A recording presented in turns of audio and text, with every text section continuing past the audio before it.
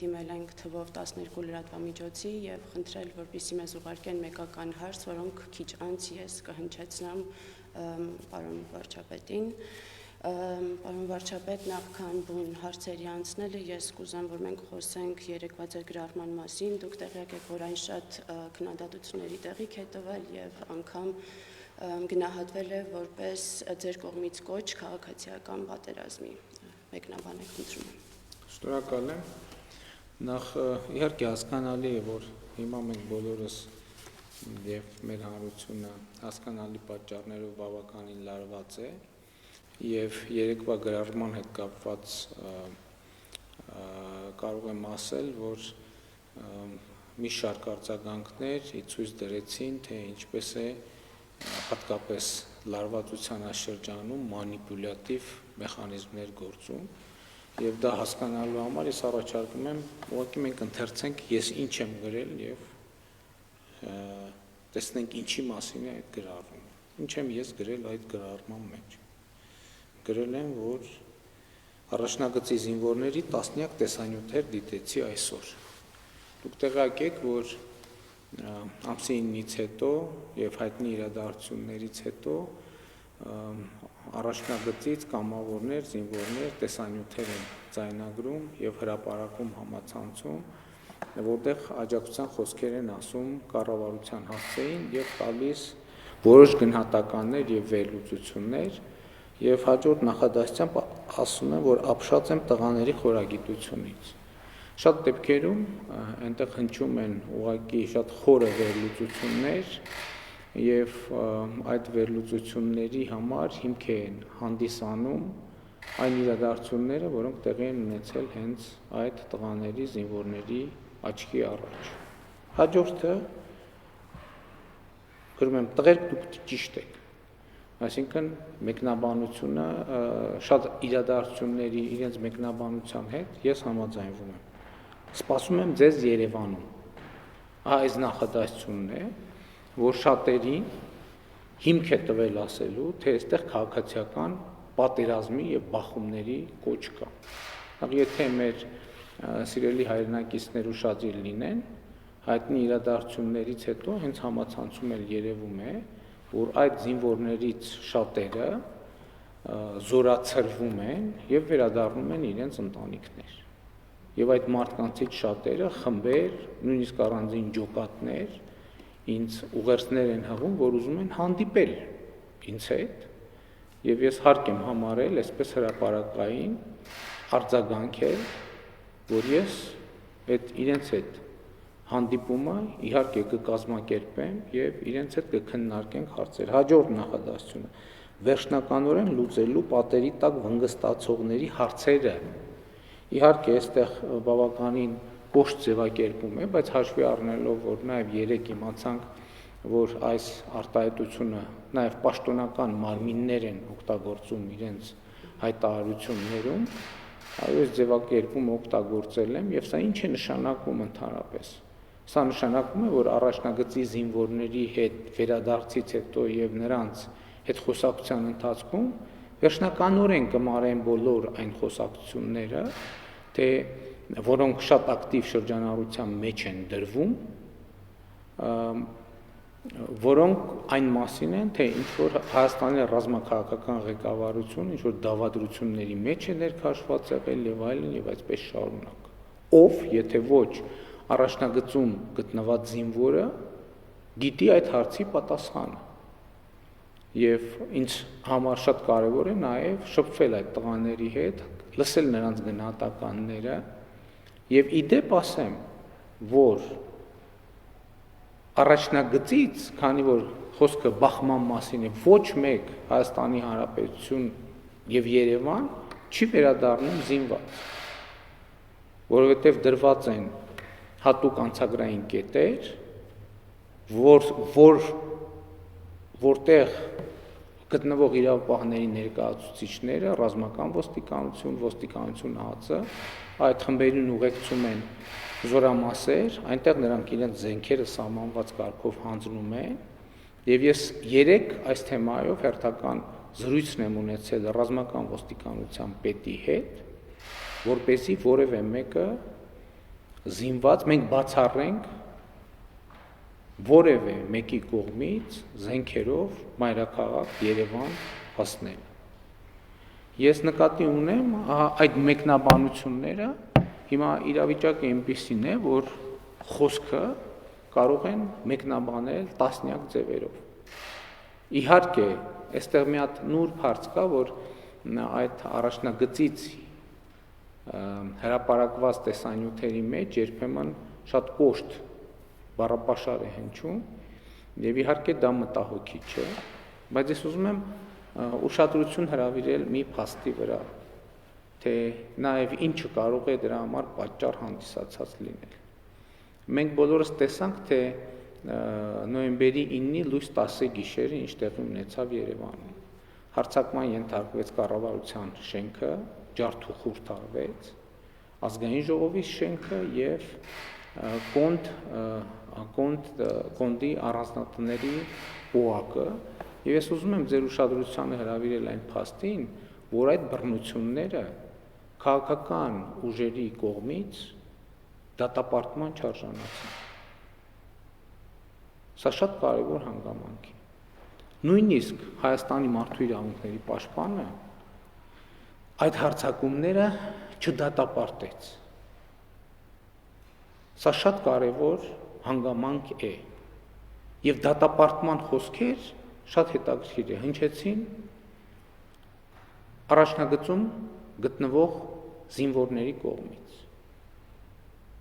Եվ այս համատեքստում շատ կարևոր եմ համարում, որ մենք իհարկե Հայաստանում պետք է բացառենք ատելության խոսքը եւ բացառենք քաղաքացիական բախումները, ինչ քաղաքացիական պատերազմ, այդ ինչի մասին է խոսքը, ով է ընդհանրապես դրա մասին խոսում։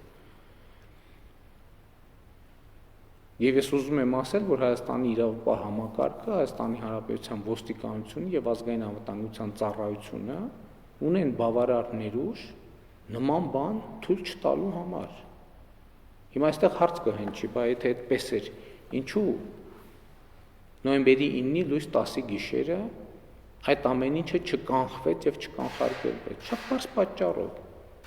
որովհետեւ նույն ոստիկանության զորքերը, ազգային անվտանգության ծառայություն, նույնիսկ պետական պահպանության ծառայության մի շատ հսկայական հատված գտնվում էր առաջնագծում։ Եվ ըստ էության մայրաքաղաք Երևանում շատ սահմանափակ ուժեր կային եւ ոստիկանությունից եւ ազգային անվտանգության ծառայությունից եւ պետական պահպանության ծառայությունից։ Բայց սա նաեւ ինչի մասին է վկայում, ընդ որ իշխանությանը կամ կառավարությանը դավադրության մեջ են մեղադրում։ Այսինքն դավադրության գնացող կառավարությունը, պետական պահպանության ծառայությունը, ոստիկանությունը, ազգային անվտանգության ծառայությունը ուղարկում է հայրենիքի սահմանները պաշտպանելու, ինքը իրեն անպաշտպան վիճակում թողնելով դավադրությունների մեջ է մտնում։ Եվ ես նկատի ունեմ այս իրավիճակում երեկվա իմ գրառման հետ կապված շահարկումները համարում եմ անտեղի, բացարձակապես անտեղի, եւ ես համարում եմ, որ առաջնագծից վերադարձող զորացրվող այդ զինվորները իրենք նույնպես կարծիք ունենալու իրավունք ունեն, ես չեմ համարում, որ եթե նրանք ուզում են ինձ հետ հանդիպել դահլիճային պայմաններում, ենթադրում եմ, եւ ես համաձայն եմ նրանց հետ հանդիպել, դրա մեջ դատապարտելի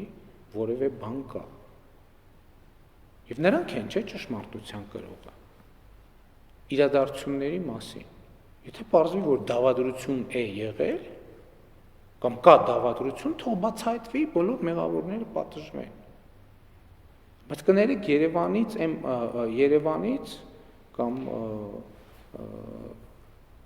դժվար է գնահատական տալ կամ հեշտ չի գնահատական տալ նրանց համար, ովքեր ամբողջական ինֆորմացիայի չեն տիրապետում։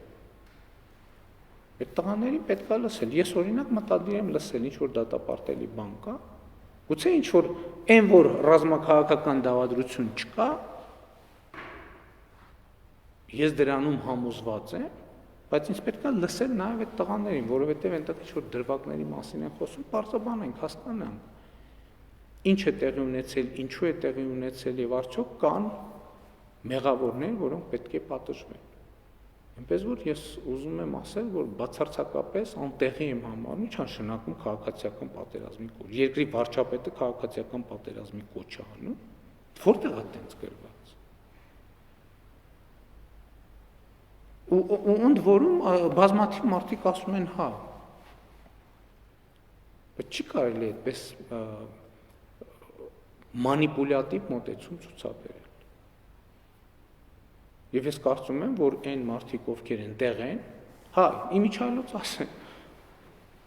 եթե առաջնագծի զինվորներին ներգրավելու, ներքաշելու քաղաքական կամ այս ընթացիկ իրավիճակի հանգուցալուծման մեջ ներքաշելու խնդիր լինի, կառավարությունը բոլոր լծակներն ու լիազորություններն ունի։ Ռազմական դրության մասին ռազմական դրության ռեժիմը հնարավորություն է տալիս նաև զինված ուժերին ներգրավել, աջակցելու հասարակական կարգը պահպանելու եւ այլն հարցերում։ Այսինքն դրա համար սոցիալական ցանցում գրառում անելու անհրաժեշտություն կա, եթե նույնիսկ այդ տրամաբանությամբ նայենք։ Այնպես որ ես հույս ունեմ, որ մեր հայրենակիցները ճիշտ են հասկացել եւ համենայն դեպս նրանք, ովքեր ճիշտ չեն հասկացել, հույս ունեմ այս պարզաբանումից հետո կվերանային իրենց գնահատականը։ Վարչապետ, անցնենք հարցերին։ Առաջին հարցը Առավոտ օրաթերթից Լուիզա Սուքեսյանը հարցնում է. Հայտնի է, որ պատերազմը քաղաքականության շարունակություն է։ Ընդունում եք պատասխանատվությունը, որ պատերազմը ձեր վարած քաղաքականության հետևանք է նաև։ Եվ եթե ոչ, ով է այն պաշտոնյան, որ պատասխանատու է տարածքային կորուստների, հազարավոր զոհերի ու գաղթականների համար։ Գիտեք, որևէ կասկած չկա ինձ համար եւ տարընթերցում չկա, որ ես եմ այն թիվ 1 պաշտոնյան, ով պատասխանատու է տեղի ունեցածի համար, տեղի ունեցածի համատեքստում կրում է պատասխանատվություն, հա, այստեղ տարընթերցում չկա։ Եվ ես հասկանում եմ նաեւ, ինձ հաշիվ եմ տալիս, որ այս փաստի բերումով, ինչպես նախկինում գործունեության բերումով պետքա կանգնեմ, եթե շատ պայմանական ասենք կամ մի քիչ սուր ձևակերպենք, մեր ժողովրդի դատի առաջ, բայց որպեսզի տվյալ դեպքում դատավորը, ժողովուրդը կարողանա եզրահանգումների գալ, ինքը պետք է տիրապետի գործի բոլոր հանգամանքներին։ Այսինքն պետք է խոսակցություն տեղի ունենա, հենց նույն զինվորներին լսելը, հենց նույն ընդդիմությանը լսելը, կառավարությանը լսելը, բոլորին լսելը այս process-ի շատ կարևոր եւ անբաժանելի մասն է։ Եվ ես կարևոր եմ համարում արձանագրելը, թե ինչ է տեղի ունեցել, թե ինչ է տեղի ունեցել։ Իսկ տեղի է ունեցել հետևյալը, որ 2018 թվականի մայիսի դրությամբ բանակցային գործընթացը Լեռնային Ղարաբաղի հարցի կարգավորման հատել էր մեզնից առաջ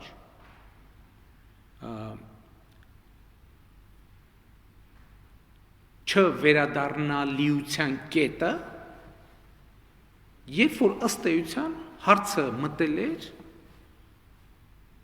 տարածքներ ոչնչի դիմաց տրամաբանության փուլ։ Հիմա եթե դուք ուշադիր նայեք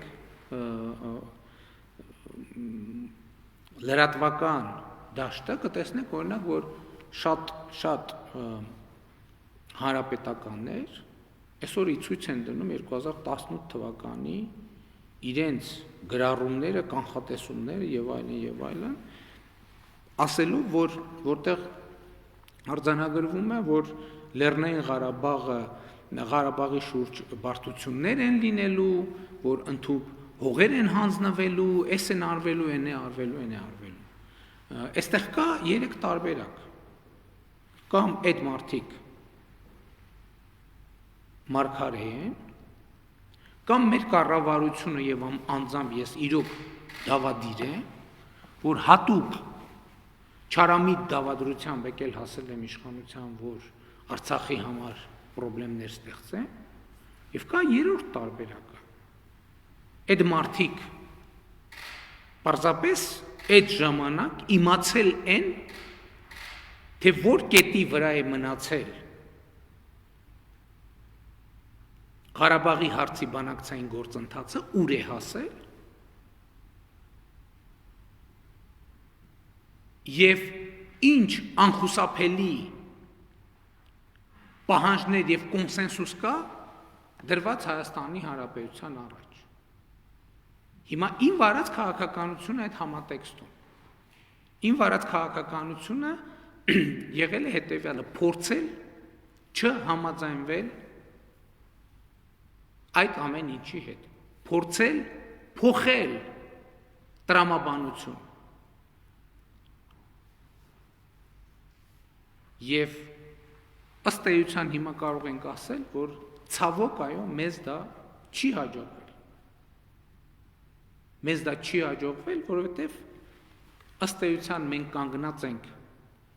նաև պատերազմից առաջ կանգնած ենք եղել մի իրավիճակի առաջ, երբ որ եղել է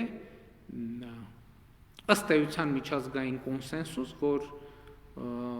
տարածքները պետք է հանձնվեն Ադրբեջանին առանց ըստ էության որևէ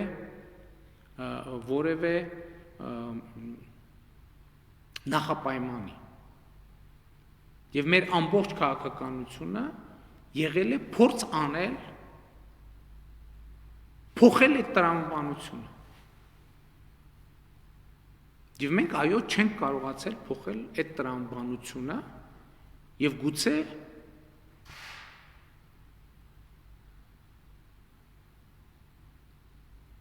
այդ տրամաբանությունը փոխելու հնարավորությունները ճիշտ չեն գնահատել։ Բայց մյուս կողմից, եթե ճիշտ չեն գնահատել, մենք ինչ պետք է անենք, պետք է համակերպվենք դրա հետ։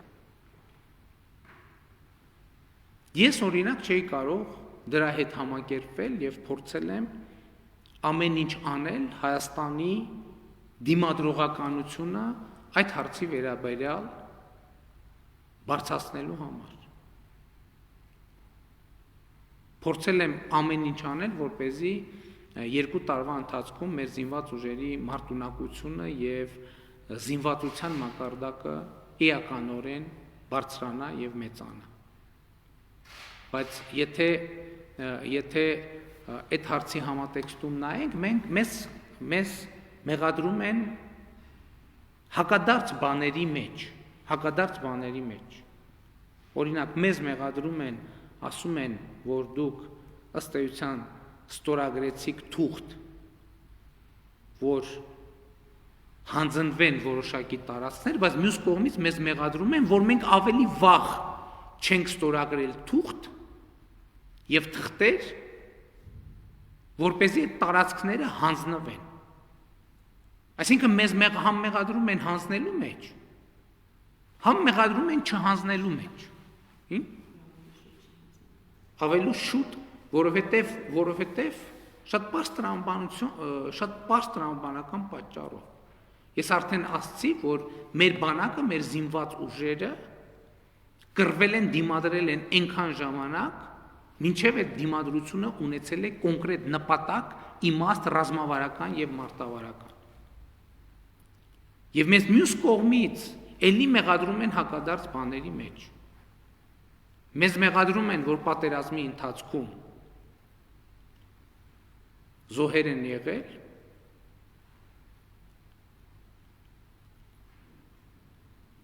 եւ մեզ մեղադրում են, որ մենք զոհերից խուսափելու համար եւ մեր 20-ից 35 հազարանոց խմբավորումը շրջափակումից դուրս դնելու կամ շրջափակումը թույլ չտալու համար գնացել ենք այդպիսի քայլերի։ Եվ այս ամեն ինչի պատասխանատվությունը իհարկե իմն է, առաջին հերթին իմն է, բայց այդ պատասխանատվությունը լիարժեք կրելու համար ես հարկ եմ համարում, որ բոլոր հանգամանքները մանրամասն պարզաբանվեն հանրության համար։ Բոլոր հանգամանքները մանրամասն պարզաբանվեն հանրության համար։ Եվ այս խոսակցությունների եւ զրույցների նպատակը, կարևոր նպատակներից մեկը հենց դա է։ Շատ լավ, Արմենիա հեռուստաընկերությունից Զորաբ Հարոյանը հարցնում է. Ձեր պաշտոնավարման սկզբում դուք ասացիք, որ բանակցությունները սկսում եք ձեր սեփական կետից։ Որն է հիմա ձեր սեփական կետը բանակցություններում։ Տեսեք, հենց այդ նույն հարցի շարունակությունն է։ Ինչ նկատի ունեի, երբ որ ասում եմ սեփական կետ։ Սեփական կետ ասելով ես նկատի ունեի, որ մենք այդ տրամաբանությանը փորձում ենք եւ փորձելու ենք չհամաձայնվել։ Փորձում ենք եւ փորձելու ենք չհամաձայնվել։ Դա իր այն կետը եւ դրան ըստ էության նախորդ հարցին ի պատասխան անդրադարձա, ինչ վերաբերում է նոր կետին, մենք պետք է վերլուծենք եւ ձևակերպենք այն օրակարգը, որ այսօր մենք ունենք այսօրվա իրավիճակի շուրջ եւ պետք է սպասարկենք այդ օրակարգը, մասնավորապես կենտրոնանալով Լեռնային Ղարաբաղի կարգավիճակի հարցի վրա։ Ամենակարևոր խնդիրը, որ Լեռնային Ղարաբաղի ժողովուրդը պետք է ապրի Լեռնային Ղարաբաղում եւ Լեռնային Ղարաբաղի կարգավիճակի հարցը մեզ համար նոր սրությամբ եւ նոր կարեւորությամբ պետք է դրվի բանակցային գործընթացի հիմքում։ Ինչպես նաեւ հումանիտար հարցերը, ինչպես նաեւ կոմունիկացիոն հարցերը, ինչպես նաեւ տրանսպորտային հարցերը եւ այլն եւ այդպես շարունակ։ Հանրային հեռուստաընկերության լրատվական ծառայությունից Շողիկ Գալստյանը հարցնում է. Տարբեր քաղաքական ուժեր բարձրաձայնում են, որ կարող են այդ հայտարարության կետերը ավելի հայանպաստ դարձնել, ինչու այդ ուժերի հետ երկխոսություն չկա։ Ես ճիշտն ասած չեմ ստացել այդպիսի առաջարկ, որ քաղաքական ուժերից որևէ ուժի կողմից, որ իրեն գիտեն ինչպես ավելի լավը դարձնել, բայց ես էլի ուզում եմ ասել, որ խնդիրը այդ փաստաթուղթը ոչ թե քաղաքական ցանկությունների արտահայտություն է, այլ կոնկրետ ռազմական իրադրության, որը ցավոք սրտի մենք ունեցել ենք տվյալ իրավիճակում։ Ըստ էության հետադարձորեն փոխել փաստաթղթի կետերը նշանակում է փոխել ռազմական իրադրությունը, ինչը կարծում եմ համենայն դեպս այսօր իրատեսական խնդիր չէ նման ձևակերպում անելու համար։ Ինչ վերաբերում է հետագա բանակցային գործընթացին, այդ փաստաթղթում կան բազմաթիվ դրույթներ, որոնք դեռ մեկնաբանությունների կարիք եւ տեղիք ունեն, եւ իհարկե այդ մեկնաբանությունների ընթացքում նաեւ բոլոր գաղափարները, բոլոր առաջարկները իմի կբերվեն եւ լավագույն առաջարկները նաեւ կփորձենք կյանքի կոչել։ Շանթ հեռուստաընկերությունից Արամ Աբրահամյանը հարցնում է. Պարոն վարչապետ, եթե ազգային ժողովի պատգամավորները, ընդ որում ոչ միայն ձեր խմբակցության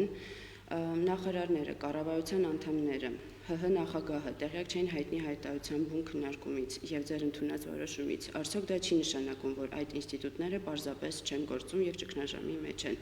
Եվ արդյոք չեք կարծում, որ օր առաջ անհրաժեշտ է արտահերթությունների միջոցով ձևավորել նշված ինստիտուտների գործունակ իրավահաջորդներին։ Նախ ես ուզում եմ ասել, որ այս ընթացքում, պատերազմի ընթացքում գոնե երկու անվտանգության խորհրդի նիստ ենք ունեցել, որին մասնակցություն է ունեցել Հանրապետության նախագահը, նիստերից մեկին Վեհափար Հայրապետը, նաև խորհրդարանական խմբակցությունների ներկայացուցիչները, նաև քաղաքական ուժերի ներկայացուցիչների հետ հանդիպումներ ենք ունեցել եւ քննարկումներ են տեղի ունեցել, որ ընդհանուր առմամբ միտումների մասին նրանք տեղյակ են եղել։ Այո, կոնկրետության հետ կապված շատ նրբություններ են եղել,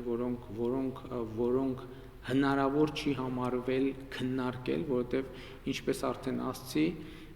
եկել է մի իրավիճակ, երբ որ պետք էր որոշում կայացնել ժամերի ընթացքում, շատ սահմանափակ ժամանակում, եւ այդ որոշումները կայացվել են այդ սահմանափակ ժամանակաշրջանում, խորհրդակցելով ըստ էության զինված ուժերի գլխավոր շտաբի եւ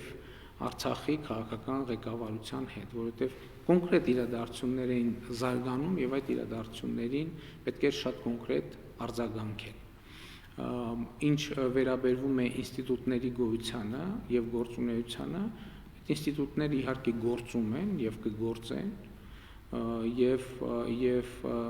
հիմա է շատ կարեւոր եմ համարում, որ մենք Հայաստանում, Հայաստանի Հանրապետությունում կայունությունը եւ հանրային անվտանգությունը լիովին երաշխավորենք եւ մենք այսօր պետք է կենտրոնանանք այդ խնդրի վրա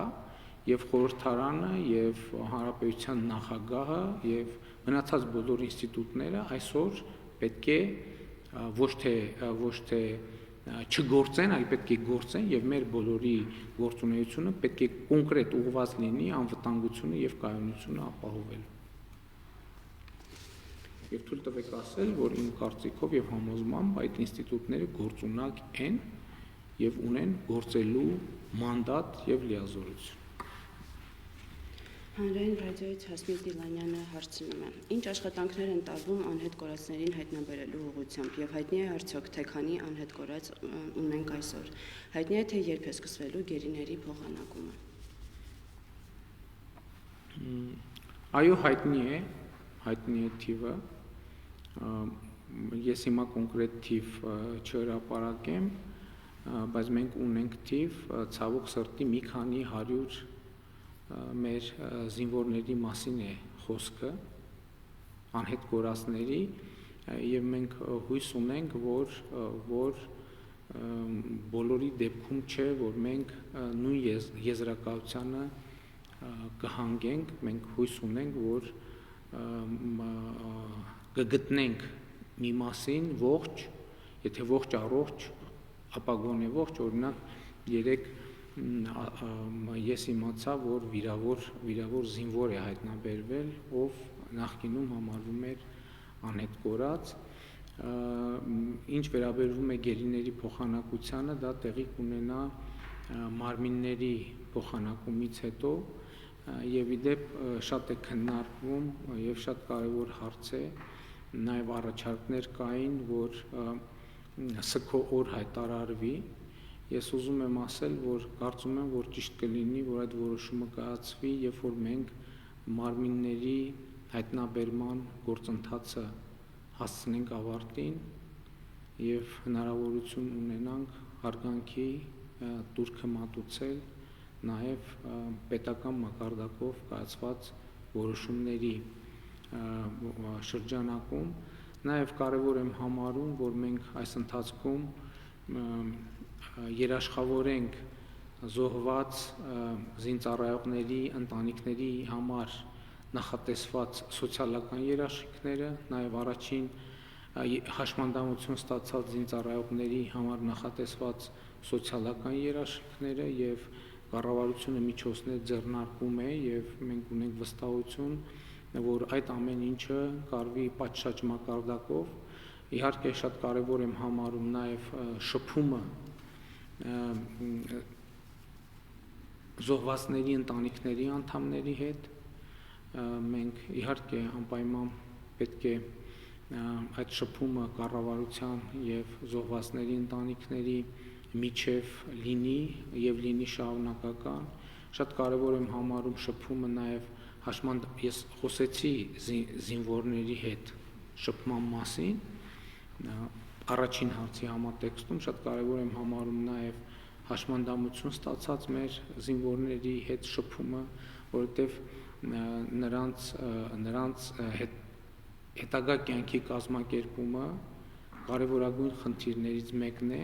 եւ կառավարությունը այստեղ պետք է շատ ակտիվ դերակատարություն ունենա եւ մենք պետք է զինվորը պետք է տեսնի, որ պետությունը կանգնած է հայրենիքը կանգնած է իր կողքին եւ իրենից կախված ամեն ինչ անում է, որպեսզի պարզ է առողջական խնդիրների լուծումը դա նույնիսկ քննարկման թեմա էլ չի, այդտեղ քննարկելու բան չկա։ Նաեւ այն ինչ որ օրենսդրությամբ նախատեսված է սոցիալական որոշակի երաշխիքներ, այդտեղ էլ քննարկելու ոչ մի բան չկա, բայց շատ կարեւոր է նաեւ որպեսզի կառավարությունը աջակցի հաշմանդամություն ստացած մեր զինծառայողներին, ովքեր մասնագիտական վերապատրաստման խնդիր ունեն իրենց հետագա կյանքի կազմակերպման առումով, եւ սա մեր գործունեության կարևորագույն ուղղություններից մեկը պետք է դառնա։ Ազատություն ռադիոկայանից Արտակ Համբարձումյանը հարցնում է. Շուշիի անկումը շատ հարցեր է առաջացրել հանրության ու փորձագետների մոտ։ Կան կարծիքներ, որ Շուշին որպես բերդաքաղաք անառիկ է եւ պայքարի դեպքում այն չէր կարող ընկնել։ Կարող եք մանրամասնել ինչու եւ ինչպես է ընկել Շուշին։ Դուք ձեր վերջին հարցազրույցում նշել եք, որ պատերազմը դադարեցնելու համար պահանջում էին հանձնել Շուշին, նաև մինչև քաղաքի ընկնելը։ Որ կողմն է նման պահանջ ներկայացել եւ կարող եք մանրամասնել, թե պատերազմի սկզբից ռազմական գործողությունների դադարեցման համար ինչ առաջարկներ ու տարբերակներ են ձեզ առաջարկվել ռուսական ու ադրբեջանական կողմերից։ Նախ ես էլի ուզում եմ ասել, որ այդ քննարկումներից կարևորագույն քննարկումներից մեկը եւ ապատեղեկատվություններից մեկը կապված է Շուշիի հետ, որովհետեւ շատ են ասում, որ Շուշին ուղղակի հանձնվել է։ Այսօր ես Արցախի նախագահի գրառումը կարդացի, որտեղ ցավոք սրտի ինքը ասում էր, որ այդ աշխատանքների արդյունքում Շուշիում 100-ից ավել մեր զինվորների մարմիններ են հայտնաբերվել։ Բայց թե Շուշին հանձնվել է այդ զինվորները ում հրամանով են կռվել կամ ինչի համար են կռվել։ Ես ավելին ասեմ, ձեզ կային հայտարարություններ, որ քաղաքական հարթակներից հնչում էր, որ կան կոնկրետ տվյալներ, անուններ, որոնք պատրաստ են վկայել, որ Շուշիի հետ կապված դավադիր որոշում է կայացվել, եւ ես ուզում եմ տեղեկացնել, որ իրավապահ մարմինները հրավիրել են այդ հայտարարության հեղինակին, եւ ես տեղյակ եմ, որ հրավիրել են եւ փորձել են նրանից ստանալ կոնկրետ տեղեկություններ, թե ովքեր են դավադիրները, ինչ դավադրության մասին է խոսքը եւ ինչպես է դա տեղի ունեցել։ Եվ ինչքան ես տեղյակ եմ, ինչքանով ես տեղյակ եմ, այդ հայտարարության հեղինակը խուսափել է կոնկրետ պատասխաններ տալ։ Եվ այստեղից եզրակացությունը հետեւյալն է. եթե կա դավաճանություն եւ ինչ որ մեկը հայտարարում է, որ ունի կոնկրետ տեղեկատվություն դավաճանության մասին եւ հետո իրավապահ մարմիններին հրաժարվում է ըստ էության կոնկրետ տեղեկատվություն տալ, դա ըստ էության ստացվում է, որ մասնակցություն դավաճանության։ Եթե որևէ մեկը ասում է, որ ինքը իրավապահ մարմիններին չի վստահում, դրա համար չի հայտարարում, թող հրապարակային հայտարարի։ Թող հրապարակային հայտարարի, ովքեր են այդ հայտարարությունը արել, ինչ է տեղի ունեցել իրականում։ Իսկ իրականում տեղի ունեցել այն, ինչ որ պաշտոնապես հայտարարվել է։ Ցավոք սրտի, այո, սկզբից դիվերսիոն խմբերով, այսինքն հետո շարունակաբար խմբերով տեղի է ունեցել ներթափանցում քաղաք եւ ցավոք սրտի մենք կորցրել ենք Շուշի։ Ինչ վերաբերվում է ընդհանրապես հարցի երկրորդ մասին, տեսեք, ես նախկինում պատերազմի ընթացքում տված հարցազրույցներում մի նրբության մասին եմ խոսել, որ ամեն անգամ, երբ որ ընդ որում այդ օրինակը բերել եմ 2011 թվականի բանակցային գործընթացից, երբ որ մի որևէ փոխզիջումային տարբերակ ընդունելի է եղել, ընդունելի է դարձել Հայաստանի հայկական կողմերի համար, այդ տարբերակը նույն պահին անընդունելի է դարձել Ադրբեջանի համար։ Եվ ես էլի եմ ասում, նաև պատերազմի ընթացքում գրառում եմ արել, որ շատ կարևոր է հասկանալ, թե Օրինակ կարող ենք մենք խոսապել պատերազմից։ Այո, կարող ենք, եթե համաձայնվեինք Ադրբեջանին վերադարձնել 7 հանձնել 7 շրջանները ներառյալ Շուշի։ Այո, կարող ենք։ Բայց արդյոք դա էր այն քաղաքականությունը, որ մենք ուզում էինք վարել, ոչ, դա չէր այդ քաղաքականությունը։ Եվ Հայաստանի Արցախի պաշտպանության բանակը, Հայաստանի կառավարությունը եւ մեր զինված ուժերը որոշեցին ընդունել այդ մարտահրավերը, որը նետված էր Հայաստանին։ Ցավոք, այդ մարտահրավերի ընդունումը չբերեց այն արդյունքներին, որը մենք բոլորս կցանկանայինք։ Բայց նաև այն պատճառով, որ պարտության անխուսափելիության այդ խոսույթը առաջին օրվանից ներկա է եղել առաջնագծում։ Եվ այսօր շատ քաղաքական գործիչներ, ովքեր պատերազմի առաջին օրից կոչ էին անում, որ հանձնել պատերազմը կանգնեցնելու գնով հանձնել տարածքներ, այսօր այդ նույն բանի համար Հայաստանի կառավարությանը մեղադրում են դավաճանության մեջ։ Հիմա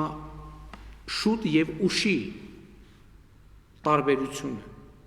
Ես ուզում եմ, որ այս նրբությունն էլ մեր հայրենակիցները ճիշտ ընկալեն։ Շուտի եւ ուշի տարբերությունը ըստ էության բովանդակային չկա, որովհետեւ այդ հարցի մեջ էր։ Այո, Շուշիի հանձնման պայմանը առաջադրվել է, եթե ոչ ի սկզբանե, համենայն դեպս սկզբնական շրջանում։ Եվ ինչու է կառավարությունը, եւ ինչու ենք մենք Արցախի իշխանությունները պաշտպանության բանակը գնացել այս ճանապարհով, քանի դեռ կար հնարավորություն պաշտպանել, թեկուզ տեսական հնարավորություն պաշտպանել այդ ամեն ինչը, պաշտպանության բանակը, Հայաստանի գլխավոր զինված ուժերի գլխավոր շտաբը որոշել է կռիվ տալ մինչև վերջ, եւ նրանք կռիվ են տվել հերոսաբար մինչև վերջին վայրկյանը։ Ես ուզում եմ, որ մենք բոլորս սա արձանագրենք։ Բայց ցավոք սրտի մենք չենք կարողացել այդ խնդիրը լուծել։ Մենք ենք դրա պատասխանատուն, այո, մենք ենք դրա պատասխանատուն։ Որովհետև վերջին 2.5 տարվա ընթացքում չենք կարողացել լրացնել շատ դեպքերում չենք կարողացել լրացնել, ասենք տասնյակ տարիներով չարվածը։ Այո, դրա համար մենք իհարկե պատասխանատու ենք։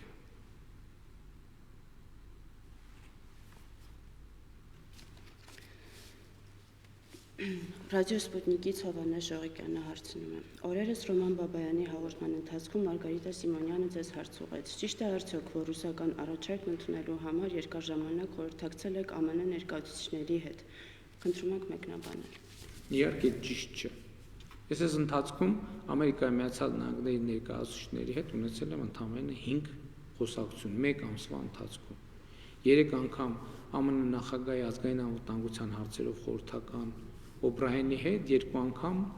պետքարտուղար Պոմպեոյի հետ։ Եվ այդ ժամանակ քննարկվել են ոչ թե ռուսական առաջարկները, այլ ամերիկյան առաջարկները, դուք հիշում եք, որ Ամերիկայի Միացյալ Նահանգների բացառությամբ առաջին խոսակցության, որ ընդհանուր Օբրայենի հետ առաջին խոսակցության։ Երբ որ Միացյալ Նահանգները հանդես են եկել հրադադարի նախաձեռնությամբ, ռուսական առաջարկները ամերիկյան կողմի հետ այդ ընդհանրապես չեն քննարկվել։ Մինչդեռ Ռուսաստանի նախագահի հետ ես մշտական եմ կապի մեջ եղել եւ օր ա եղել մենք 5-6 անգամ հեռախոսով իրար հետ զրուցել ենք եւ դա բացարձակ անհեթեթություն է, կատարյալ անհեթեթություն։ Եվ թույլ տվեք ասել, իմ կարծիքով դա այնքան բացահայտ փաստ է, որ նման մանիպուլյացիաները պարզապես տարօրինակ են։ Փաստ օրաթերթից Աննա Բադելյանը հարցնում է. Պարոն Փաշինյան, այս օրերին ձեր մի շարք կողմնակիցներ թեզեր են շրջանառում, որ մեր իսկական թշնամին ներսում է, այսինքն նրանք, որոնք ձեզ քննադատում են կամ պահանջում են ձեր հրաժարականը։ Հայտնի հայտարարությունից ժամեր անց դուք բոլոր այն քաղաքացիներին, ովքեր հասկանում են, թե ինչ է կատարվում, կոչ արեցիք պատրաստվել վրեժի։ Անցած 2 տարում թիրախավորվել, հիմա էլ պարբերաբար թիրախավորվում են ձեզ հետ ձեր որոշման հետ ոչ համամիտ մարդիկ, ձեր հրաժարականը պահանջող մարդիկ։ Դուք մտահոգություն չունեք, որ նման կոչերը կարող են ավելի գրգռել հանրությանը, ավելի մեծ պառակտում մտցնել եւ բախումների հանգեցնել, ինչը անցանկալի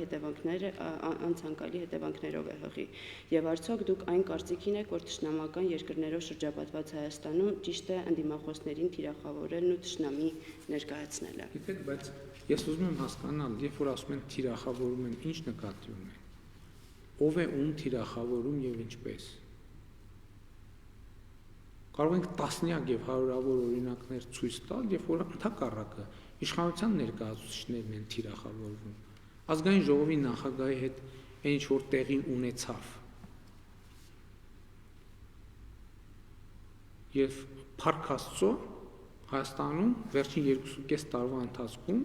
ոչ մի ընդդիմադիրի հետ նման բան տեղի չի ունեցել, նույնիսկ մոտիկ բան տեղի չի ունեցել եւ ես համոզված եմ տեղի էլ չի ունենա։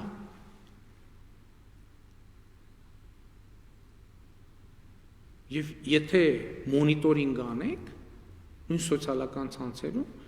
հələ այդ հարցը ով ավելի շատ թիրախավորվել վերջին 2.5 տարվա ընթացքում, որտեղ զուտ ենթակառուցվածքների առումով իշխանությունը, կառավարությունը չունի այդքան ենթակառուցվածք թիրախավորելու, եթե նույնիսկ ցանկանա, իսկ մենք այդպիսի ցանկություն չունենք։ Իսկ որ մթնոլորտը երկրում պետք է լավացնել,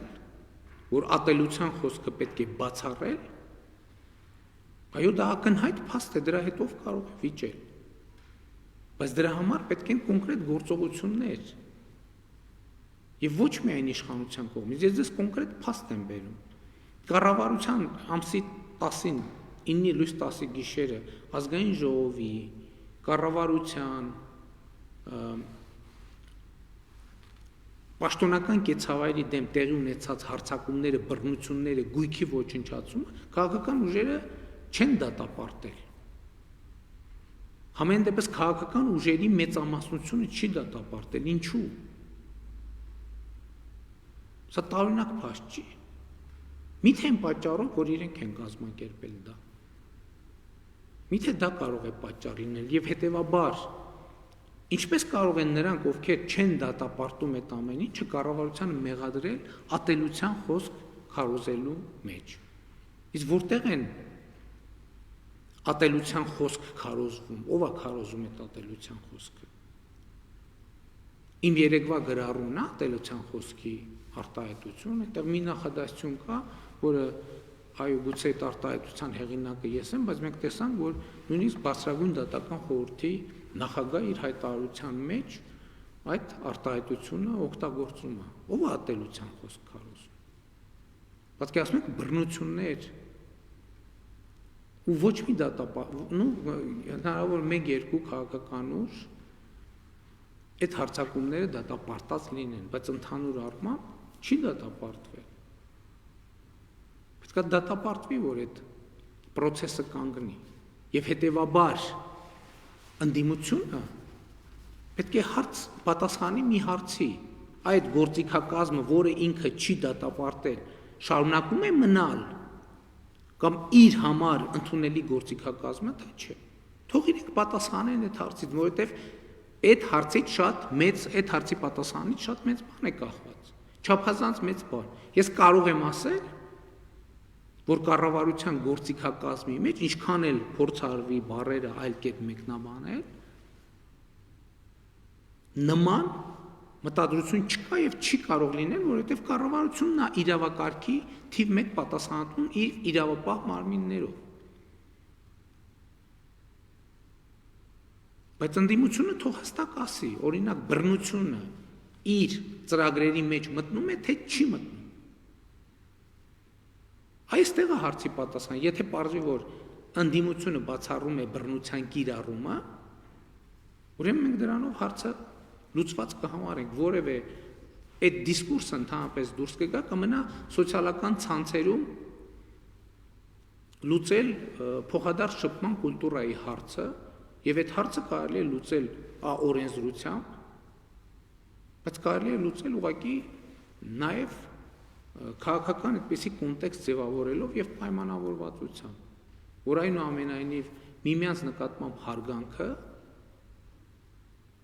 եւ հարգալից խոսքը սկզբունքային նշանակություն ունի բոլորի համար եւ մերժվելու է ատելության խոսքը կամ դրա հետ սահմանակցող որևէ բան։ Այնպես որ ես հարցում բարձրացված մտահոգությունը լրիվ կիսում եմ եւ առաջարկում եմ ճանապարհ այդ հարցը հենց հիմա լուծելու։ Առաջինը ընդդիմությունը հայտարարում է, որ ես հայտարարում եմ, որ այն ինչ այս գիշեր փորձեցին վերագրել մեզ բացառված է, որ մեր գործողություններում լինի այդպիսի գործիքակազմ։ Եթե այդպիսի մտադրություն լինել, որևէ ձևով կարտահայտվեր։ Ես հստակ ասում եմ, բացառված է, որ մեր մտադրություններում եւ գործողություններում լինեն այդպիսի քայլեր։ Թող ընդդիմությունը ինքն էլ հայտարարի, ինքը բռնությունը բացառում է, թե չի բացառում։ Ինքը զենքի կիրառումը բացառում է, թե չի բացառում։ Եթե բացառում է, ուրեմն մենք ունենք անհրաժեշտ նախապայմանները նաև երկխոսելու, նաև քննարկելու եւ համատեղ ուժերով իրադրությունը հաղթահարելու համար։ Armenpress գործակալությունից Արամ Անանյանը հարցնում է. Ճիշտ է արդյոք, որ պատերազմի տարբեր փուլերում տարբեր փաստաթղթեր են ձեր սեղանին դրվել, ընդ որում, ինչպես պնդում են որոշ մարդիկ, բոլորն ավելի նպաստավոր պայմաններով, քան նոյեմբերի 10-ի հայտարարությունը։ Եթե այո, ապա ինչու չեք ստորագրել դրանք, եթե ոչ, ապա ինչպես կպարզաբանեք այն հանգամանքը, որ ռուս խաղապարները Շուշին ընկնելուց օրեր առաջ արդեն տեղափոխվում էին Հայաստան։ Նախ այդ վերջին փաստ այդպիսի բան չկա։ Դա բացարձակապես անհիմն տեղեկատվություն է։ Եվ խաղապահները սկսել են տեղափոխվել հայտարարության ստորագրումից հետո։ Ինչ վերաբերում է տարբեր փաստաթղթերին, ոչ այդպիսի բան նույնպես չի եղել։ Այնպիսի բան նույնպես չի եղել։ Եղել է էլի նույն տրամաբանությամբ առաջարկներ կամ եղել է պատերազմի դադարի նույն տրամաբանությունը, ինչ որ պատերազմի մեկնարկից առաջ, որ այդ տարածքները պետք է հանձնվեն Ադրբեջանի։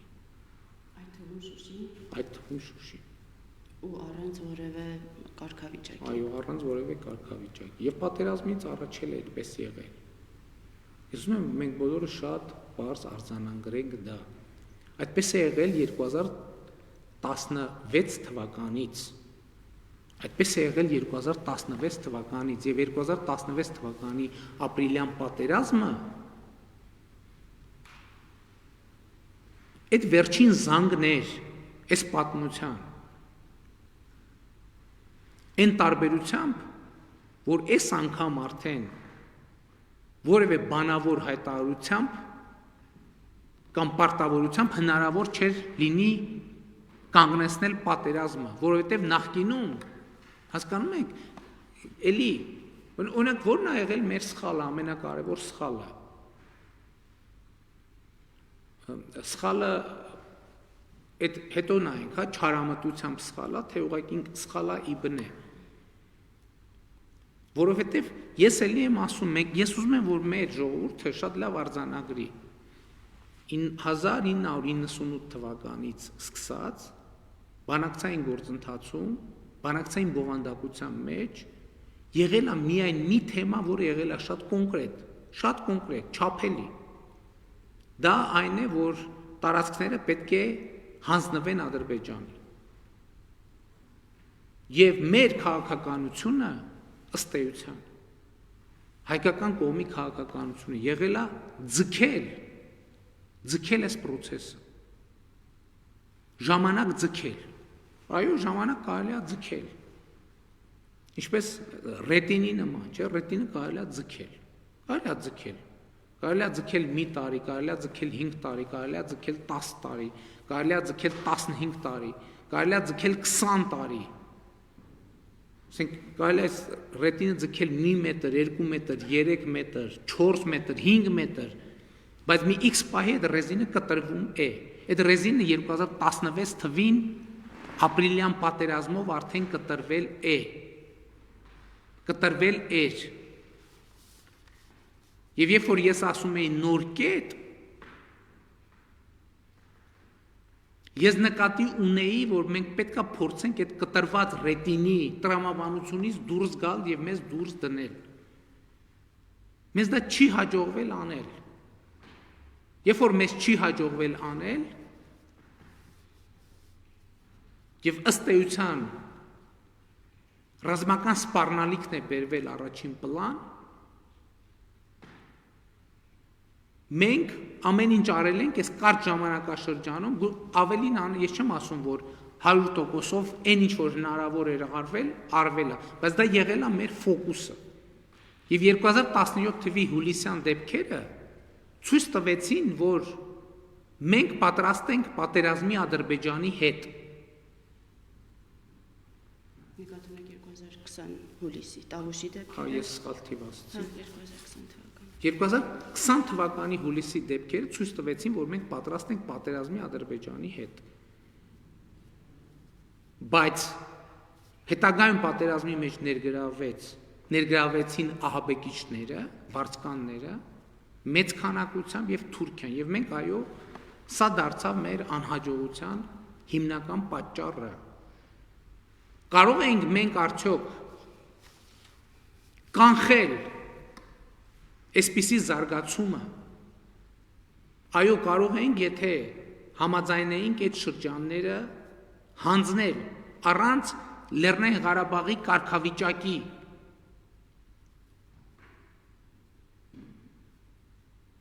Եվ մենք որոշեցինք, որ մենք փորձենք պայքարել եւ այդ պայքարի ընթացքում ստանալ ավելի բարենպաստ պայմաններ։ Եվ այդ պայքարի ընթացքում շատ ուժեր, ովքեր այսօր մեզ մեղադրում են դավաճանության մեջ, մեզ ասում էին, որ գիտեք ինչ պետք է հանձնել։ Մենք ասում ենք ոչ, չենք հանձնի այնքան ժամանակ, քանի դեռ մենք տեսնում ենք կա թեկուզ 1% տեսական գործնական հնարավորություն, որ մենք կարող ենք Պաշտպանության բանակը կարող է կռվել եւ կռվով ինչ որ մի հարց լուծել։ Այն ժամանակ, երբ որ մենք արձանագրել ենք, որ չկա այլևս նման հնարավորություն, մենք գնացել ենք մյուս ճանապարհով։ Փրկելու համար Լեռնային Ղարաբաղի, ընդ որում մենք դրանով ոչինչ չենք կորցրել գործնականում, որովհետև եթե միևնույնն է մենք դա չանեինք, ռազմական գնահատականների համաձայն մենք կկորցնեինք եւ 20-ից 35 հազար զինվոր կհայտնվեր շրջափակման մեջ։ Հիմա նաեւ այդ են ասում, այս ինչ թվերի տարբերությունը։ Ինչու մենք կոնկրետ մի թիվ չենք ասում, որտեղ դա կախված է բազմաթիվ հանգամանքներից, մենք ոչ չենք կարող կանխատեսել, եթե այս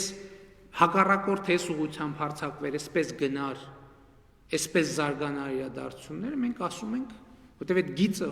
մենք չենք նստելու գծեինք կամ որ մենք ասենք այս սենց, մենք հիմա մեր 30,000 զինվորի շրջապատման մեջ ենք դնում։ Եվ այս հանգամանքն է պատճառը, որ այն զինվորները, ովքեր եղել են այնտեղ, ընդ որում ասում եմ նրանք, այդ զինվորները իրենք չէին կարող ազդել իրադարձությունների վրա, որովհետև իրենց առաջնագիծը պահել են ճշգրիտ հնարավոր ամենալավ տարբերակով։ Եվ այս է պատճառը, որ այդ զինվորները արձագանքում են։ Ինչ են արձագանքում, որովհետև նրանք չեն հասկանում այդ պահանջը իրենց զոհաբերել առանց նպատակի։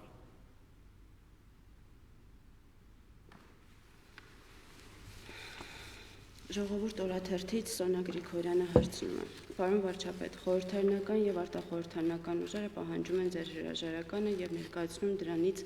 հետո իրենց անելիքները։ Դուք ձեր օրակարգում հրաժարականի հարց ունեք, եթե այո, ում եք պատկերացնում, որը կարող է ձեզ փոխարինել ՀՀ վարչապետի պաշտոնում, քանի որ արդեն ԱԱԾ-ն բացահայտել է խումբ, որը ըստ պաշտոնական տվյալների պատրաստվում էր մահափորձ իրականացնել ձեր նկատմամբ, սա նշանակում է, որ ձեր հրաժարականի պահանջը ագրեսիայի գերադրական աստիճանով է համեմված։ Ես արդեն ասացի ինչ է մտնում իմ օրակարգում։ Իմ օրակարգում մտնում է հանրապետությունում կայունություն եւ անվտանգություն ապահովելը։ Ուրիշ հարց իմ օրակարգում այսօր չկա։ Առաջին երեմ լրատվականից Արտակ Եղիազարյանը հարցնում է. Պարոն վարչապետ, կարծում եք, որ հանրային վստահությունը ձեր նկատմամբ բավարար է, որպեսզի դուք մասնակցեք Արցախի կարգավիճակի վերաբերյալ բանակցություններին Ադրբեջանի հետ։ Գիտեք, ես կարծում եմ, որ Հայաստանի Հանրապետության կառավարությունը պետք է մասնակցի այդ բանակցություններին, բայց բանակցությունների հիմա գործնականում տեղի է ունենում բանակցային նոր օրակարգի ձևավորման գործընթաց եւ եթե պարզվի, որ բավարար չէ, ինչ էր ասված վստահությունը հանրային վստահություն ունեք ձեր նկատմամբ բավարար։ Եթե պարզվի, որ բավարար չէ, մենք չենք կարող մասնակցել այդ բանակցություններին, եթե կմասնակցենք, ուրեմն բավարար է։ Ամեկ+ լրատվականից Հերմինե Ղարիբյանը հարցնում է. Պարոն վարչապետ, ռուս խաղաղապահների Արցախ մուտքից հետո ինչ կարգավիճակ է ունենալու Արցախի բանակը, հատկապես որ Արևմտյան մամուլն արդեն գրում է, որ Հայաստանն ամբողջովին կորցրեց Արցախը, մի մասը հանձնելով Ադրբեջանին, իսկ մյուսը Ռուսաստանին։ Սա իդեպ վերջին հարցն է։ Գիտեք, Արցախի պաշտպանության բանակը ունենալու է նույն կարգավիճակը, ինչ ունի։ Որտեղ Արցախի պաշտպանության բանակը Արցախի պաշտպանության բանակն է։ Եվ նաև, երբ որ ես խոսում եմ 20-ից 35 հազար զինվորների մասին, այդ զինվորների մի հսկայական մասը հենց Արցախի պաշտպանության բանակի զինվորների մասին է խոսքը։ Եվ սա նշանակում է, որ Արցախի պաշտպանության բանակը կա եւ Արցախի պաշտպանության բանակը շարունակելու է գոյություն ունենալ։ Եվ Արցախի պաշտպանության բանակը պետք է զարգանա, պետք է հզորանա եւ պետք է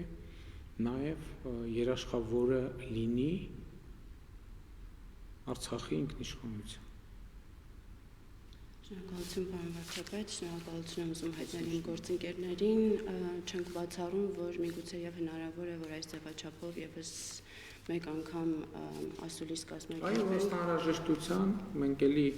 արդեն հաջորդ անգամ ուրիշ խումբ լրատվամիջոցների կդիմենք, որպեսզի